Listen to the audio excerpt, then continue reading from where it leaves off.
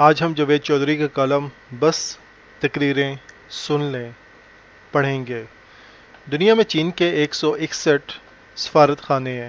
ان میں صرف 2 ایسے ملک ہیں جن میں چین کے سیاستدان سفیر تعینات ہیں۔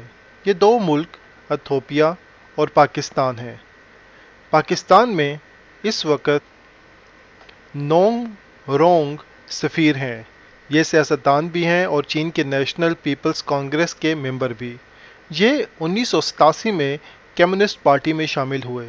1991 میں foreign economic and trade commission کا حصہ بنے۔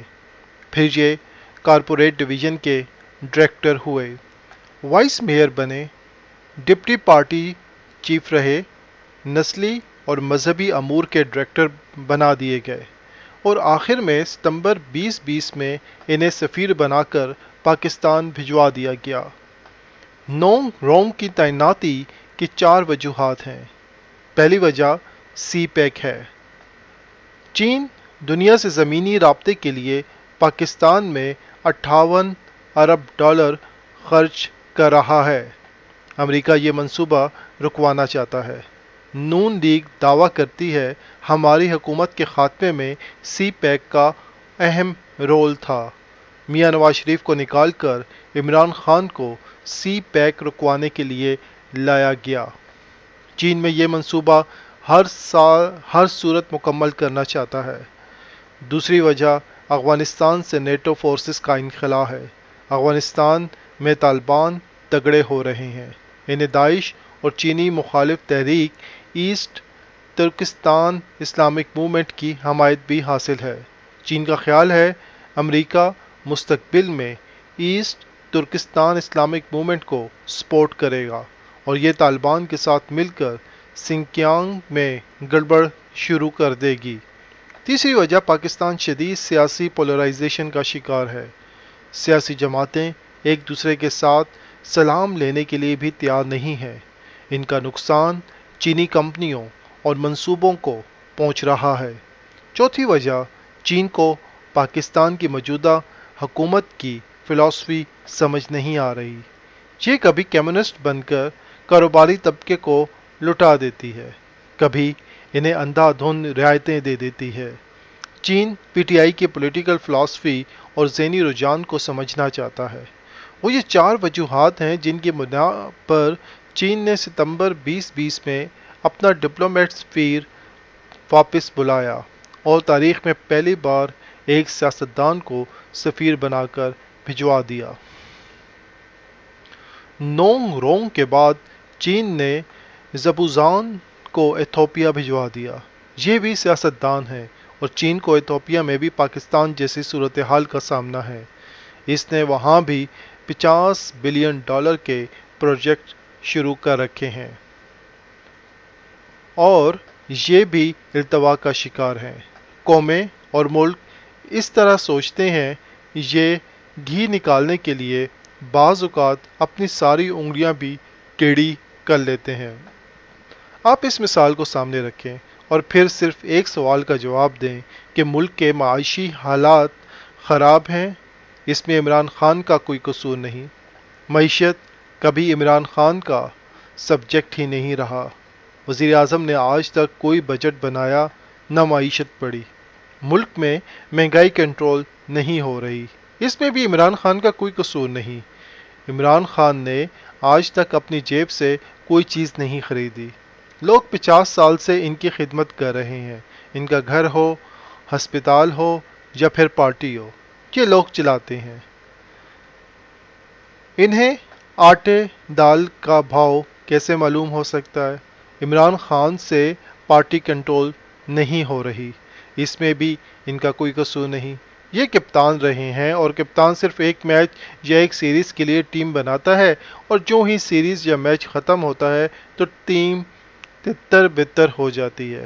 میچ کے دوران بھی کھلاڑی ایک دوسرے سے لڑتے اور الجھتے رہتے ہیں۔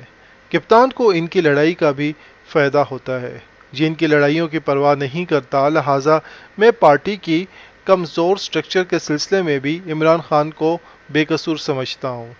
عمران خان بار بار کابینہ ری شفل کرتے ہیں یہ فواد چودھری کو ہٹاتے ہیں پھر لگا دیتے ہیں، یہ 3 سال میں 4 وزیر خزانہ بھی بدل دیتے ہیں، یہ بالآخر مونس الہی کو بھی وزیر بنانے پر مجبور ہو جاتے ہیں، یہ آج کل میں ڈی جی اے کو بھی مزید وزارت دے دیں گے اور ایم کیو ایم کے مطالبات بھی مان لیں گے۔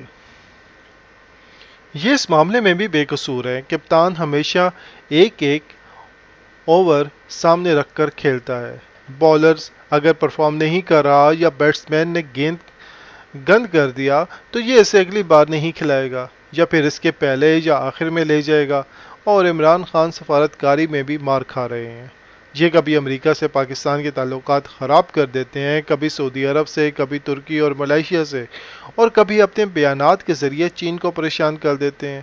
میں اس میں بھی بے قصور ہوں کیونکہ یہ سفارتکاری کے طالب علم رہے ہیں، نہ انہوں نے کبھی سفارتکاری کی، چنانچہ اس معاملے میں بھی بے گناہ ہیں۔ لیکن یہاں ایک سوال پیدا ہوتا ہے، کرکٹ تو ان کا اوڑھنا بچھونا تھی، یہ ان کے خون میں دوڑتی تھی، اور ان کا بیٹ اور بال سے 21 سال تعلق رہا، یہ دنیا میں اگر کسی چیز کے ایکسپرٹ ہو سکتے ہیں تو وہ کرکٹ ہے، لیکن ورلڈ چیمپئن وزیر اعظم کے دور میں کرکٹ کا کیا حال ہے؟ پوری دنیا حیرت سے دیکھ رہی ہے کہ پاکستان کرکٹ ٹیم اس وقت انگلینڈ کے دورے پر ہے، اس نے وہاں 3 ون ڈے اور 3 T20 میچز کھیلنے ہیں، 3 ایک روزہ میچوں میں پاکستانی ٹیم کی حالت دنیا نے دیکھی اور اس کی ہنسی نکل گئی۔ یہ سانحہ اس وقت پیش آیا جب کورونا کی وجہ سے انگلینڈ کے 9 بڑے کھلاڑی ٹیم سے باہر ہیں۔ کرکٹ ماہرین کو امید تھی کہ پاکستان جو کام 47 سال میں نہ کر سکا وہ اس بار ضرور کر دے گا، کیونکہ اس سے کمزور ٹیم دوبارہ نہیں ملے گی، لیکن اب المیہ دیکھیں، انگلینڈ کی دوسرے درجے کی ٹیم نے پاکستانی ٹیم کو ناکوں چنے چوا دیے۔ خدا کی پناہ، عمران خان جیسا لیڈر ورلڈ چیمپئن وزیر اعظم ہو اور ہماری ٹیم انگلینڈ کے دوسرے درجے کی ٹیم سے بھی وائٹ واش ہو جائے۔ وزیر اعظم کے پاس اس کا کیا جواب ہے؟ یعنی آپ جس شعبے کے ایکسپرٹ ہیں، آپ اس میں بھی پرفارم نہیں کر پا رہے۔ آپ نے کرکٹ کو بھی پاک سٹیل مل، ریلوے اور PIA بنا دیا۔ آپ نے اس کو بھی میاں شہباز شریف کے سٹیٹس دے دیا۔ کیا یہ بھی پچھلی حکومتوں کا گناہ ہے؟ ہمارے سینئر بتاتے ہیں کہ صدر ایوب خان کے زمانے میں پاکستان دنیا کی تیزی سے ترقی کرنے والے ملکوں میں شامل تھا، دنیا ہماری ترقی کی مثالیں دیا کرتی تھی۔ درمیان میں جنرل یحییٰ خان کا دور آیا، جنگ ہوئی، مشرقی پاکستان بنگلہ دیش بن گیا، لیکن خوشحالی اور ترقی کا دور چلتا رہا، ملک میں مہنگائی، لاقانونیت، افراتفری یا معاشی بدحالی نہیں آئی، مگر جب ذوالفقار علی بھٹو آئے تو انہوں نے صنعتوں کو قومیا کر خوفناک معاشی بحران پیدا کر دیا، ملک میں ہڑتالیں بھی شروع ہو گئیں، مہنگائی اور افراتفری بھی آ گئی۔ بھٹو صاحب عالمی لیڈر تھے، ان جیسا ذہن سیاستدان پاکستان نے آج تک پیدا نہیں کیا۔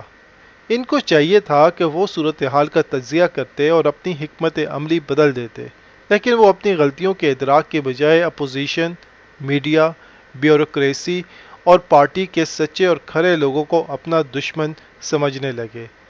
جو بھی بولتا تھا وہ سیدھا جیل جاتا تھا۔ تمام بڑے صحافی شاہی قلعہ پہنچا دیے گئے تھے، سیاستدان دلائی کیمپ میں ڈال دیے گئے، بیوروکریٹس کو جبری ریٹائر کر دیا گیا، اور پارٹی میں جس نے بھی سمجھانے کی کوشش کی اسے اٹھا کر باہر پھینک دیا گیا۔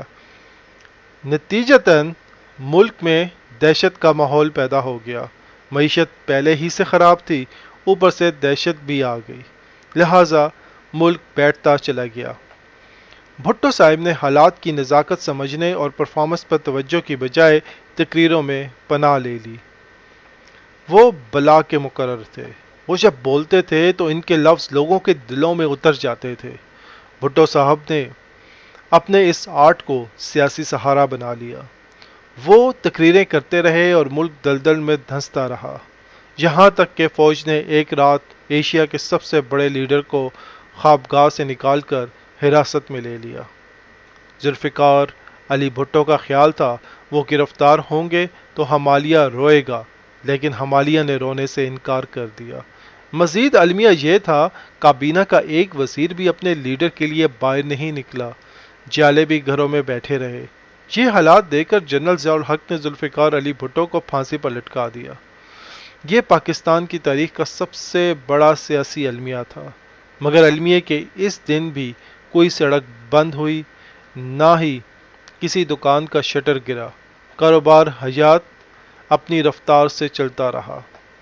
اس دور کے لوگ آج کے حالات کا تجزیہ کرتے ہوئے کہتے ہیں، عمران خان بھی ذوالفقار علی بھٹو بنتے جا رہے ہیں۔ یہ پرفارمنس پر توجہ دینے اور right person for the right job کی بجائے تقریر سازی پر لگ گئے ہیں۔ ان کے پاس بھی ہر مسئلے کا ایک ہی حل ہے، تقریر۔ آپ تقریر سنیں تو لگتا ہے کہ پاکستان قرضے دینے والا ملک بن چکا ہے، لیکن بیلنس شیٹ دیکھیں تو حکومت نے 2.5 سال میں 13,500 ارب روپے کے قرضے لے لیے ہیں، مہنگائی 13% ہو چکی ہے، جنگ سرحدوں پر چڑھ کر بیٹھی ہے، بجلی بھی اضافی ہے، لوڈ شیڈنگ بھی جاری ہے۔ پنجاب میں عثمان بزدار بیٹھے ہیں اور کے پی کے میں محمود خان، اور یہ کیوں بیٹھے ہیں کسی کو معلوم نہیں۔ اور آپ ملک چھوڑیں، چیمپئن وزیر اعظم کرکٹ بھی ٹھیک نہیں کر سکے، اور آپ اس کے ساتھ ساتھ وزراء کی گردنوں کے اکڑ اور لہجوں کا تکبر بھی دیکھ لیں۔ اللہ معاف کرے، ہم واقعی کسی خوفناک بحران کی طرف بڑھ رہے ہیں۔ کاش ہم چین ہی سے کچھ سیکھ لیتے۔